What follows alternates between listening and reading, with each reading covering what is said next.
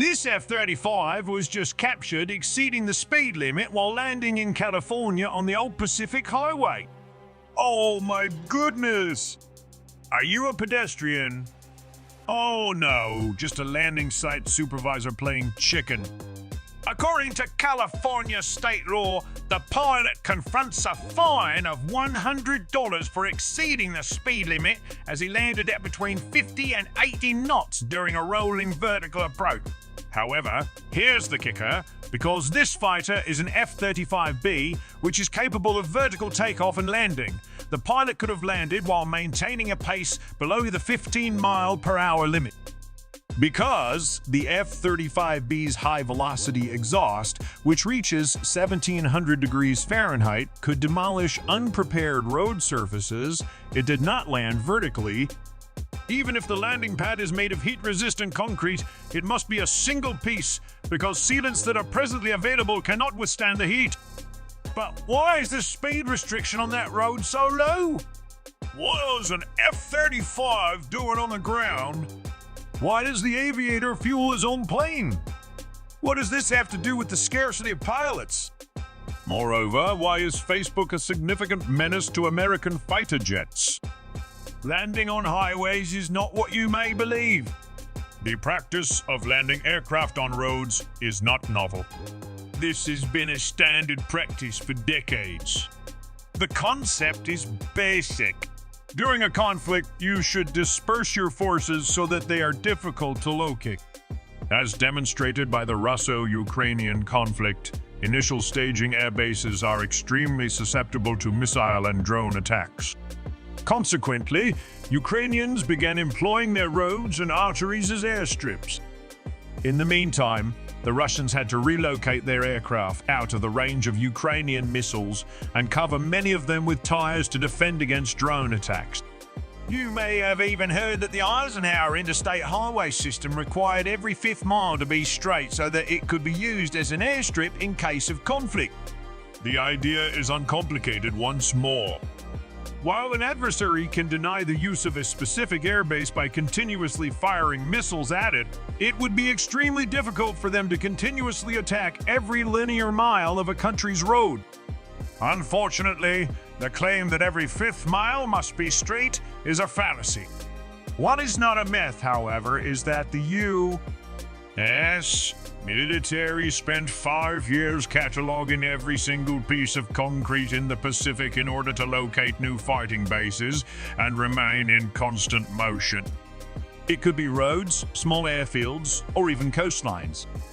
All of this is done under the expanding threat of a conflict with China, which would put at risk the current forward deployed bases in the Pacific. Obviously, the Pentagon will not disclose the precise location of the potential expeditionary advanced bases, but they exist somewhere in the first island chain. My best estimate is that the location is among the small islands of Japan and the Philippines. However, not only Americans are experimenting with the idea of dispersal. The Royal Norwegian Air Force landed 2 F-35s on a Finnish highway in September 2023. The F-35s were refueled immediately after, while their engines were still operating, using a technique known as hot pit refueling. This was done so that aircraft would spend as little time on the ground as possible, as they would be extremely vulnerable to attack during an actual conflict. The United States Air Force refers to this as nimble combat employment. Similar distributed maritime operations are employed by the United States Navy, and the Marine Corps refers to it as BO or Expeditionary Advanced Space Operations. You may now be thinking, okay, I get it. Simply use roads as landing runways. How difficult could it be? It is significantly more difficult and potentially impractical than you might imagine. The U.S. Marines landed the F-35B on this old California highway not to demonstrate their expertise, but rather to figure out how to do it. In fact, this was the first occasion an F-35 had ever landed on a road so narrow. Not to fear, the pilot will not receive a speeding ticket. Since this old highway is now a training facility dubbed VSTOL 101, landing the F-35 on the road turns out to be the easy part. In pilot relief mode, the airplane can literally fly itself. The difficult aspect is the logistics. How do you know which routes are suitable for landing and which are not? How is the roadway surface prepared beforehand? How do you ensure timely petroleum delivery? Why, you carry along to establish a base. Clearly, you cannot bring everything with you. How do you ensure that the MV-22 arrives with its munitions on time? How is air traffic control managed? The list is exhaustive. Imagine doing the same in a conflict zone where your base could be detected and destroyed at any moment. Indeed, this is the challenge. Not only must the base have a minimal signature, but it must also be highly mobile so that it can move between temporary locations. The lifespan of such a base could be anywhere between a few days and a few hours. As part of a much larger picture that includes centers, spokes, and nodes, they do this repeatedly. As a clarification, expeditionary advanced bases, or so-called nodes, are not only replenishment and rearmament stations, but also command and control, intelligence, surveillance and reconnaissance, targeting, and counter-targeting stations. They can even be used to launch medium-range anti-air missiles and high-altitude Mars launchers, allowing them to conduct sea control and denial operations. Marines would be able to fire anti-ship missiles like the Naval Strike Missile from the Marine Expeditionary Ship Interdiction System, or Nemesis. This would enable Marines to deny adversary ships access to coastal regions surrounding the first island chain. Herein lies the true danger of the EOBO concept, the consolidation of all aspects of warfare into a single mobile unit. And it must be accomplished with a small team. Instead of requiring Marines to perform a single task, they must acquire multiple talents. Even the pilots are required to learn how to refuel the aircraft themselves. Regarding pilots, I'm not entirely clear how pilots taking on additional responsibilities relates to the ongoing pilot shortage, but here's the story. Congress frequently inquires of Pentagon leaders how the United States can successfully contend with the People's Republic of China and the current grave threat posed by Russia. There is, however, a much more imperative competition that directly and negatively affects the US military, and that is the unhealthy competition between the US military branches and the airline industry.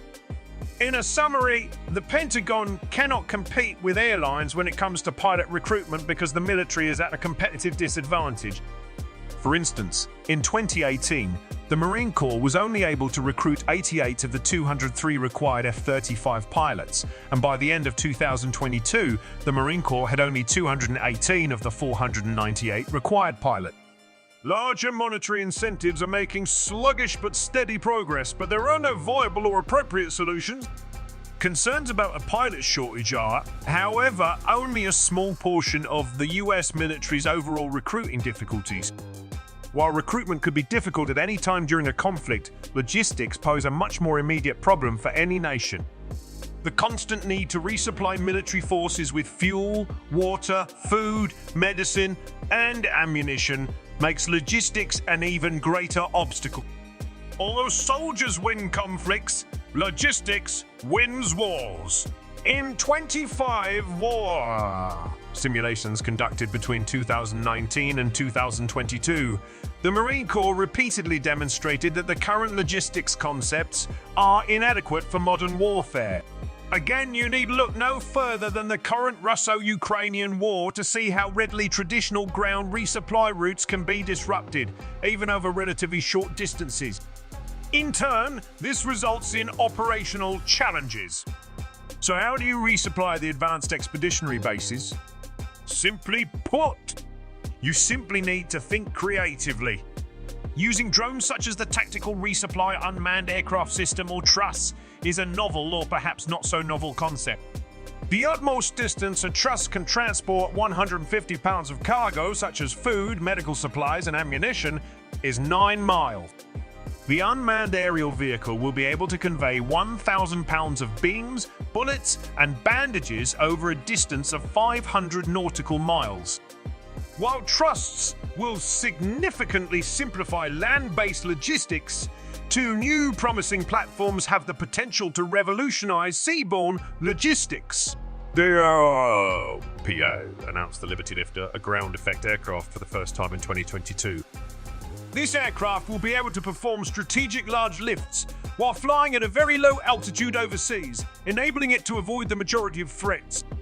Due to its ability to descend and take off from water, the Liberty Lifter will be able to transport extremely large and heavy loads over great distances.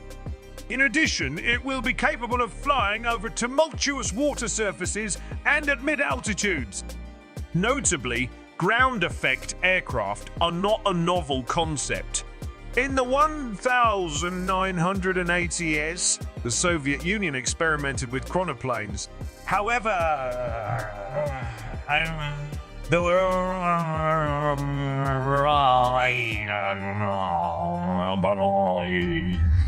the second platform is the Autonomous Low-Profile Vessel, or ALPV, which was modeled after the narco by drug traffickers.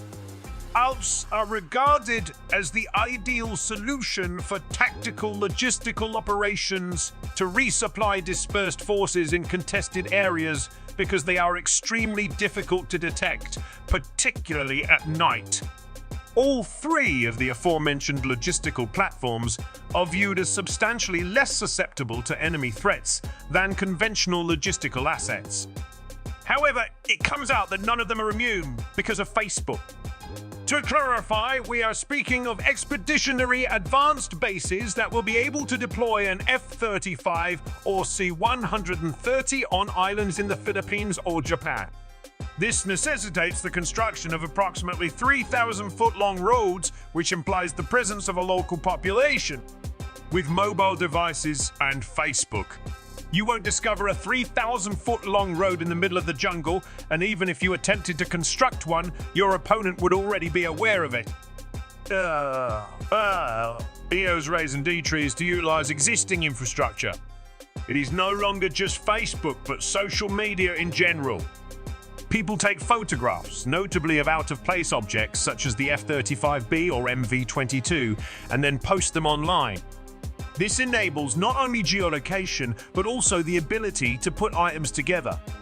For instance, when the Russian separatists shot down Malaysia Airlines flight MH17 using a Russian-operated Buck missile system, multiple images emerged depicting a Russian Buck missile system spotted in eastern Ukraine with 4 missiles and then spotted back in Russia with 1 missile missing.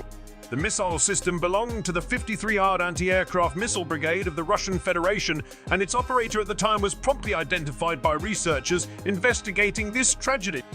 All of this was based on publicly available information and proved to be a remarkable instance of open-source intelligence. However, this type of information could be disastrous for advanced expeditionary base operations. The concept of expeditionary bases is predicated on placing amphibious forces within range of hostile missile systems. This indicates that if the base is detected, it will be swiftly destroyed. Signature management is employed to mitigate this issue by employing passive protection techniques such as camouflage, decoys, cover, and constant movement. In order to avoid being detected, Marines can take precautions against satellite surveillance, ban the use of cell phones, and monitor their own electromagnetic signature.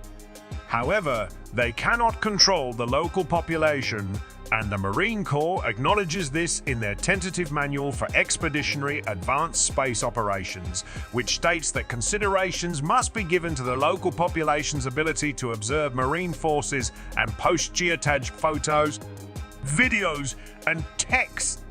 When Marines landed that F-35B next to Interstate 5, they were actually monitoring social media to determine if they had been spotted. A few years ago, the Marine Corps came to the realization that they are not prepared to engage in a modern war. Today's events in Ukraine only serve to reinforce this belief. As a result, the United States Marine Corps initiated a compelled restructuring to restructure its combat capability, so that Marines do not have to fight new conflicts with outdated strategies when the time comes. This requires training, planning, and testing during times of tranquility, so that they don't have to learn the hard way when the time arrives.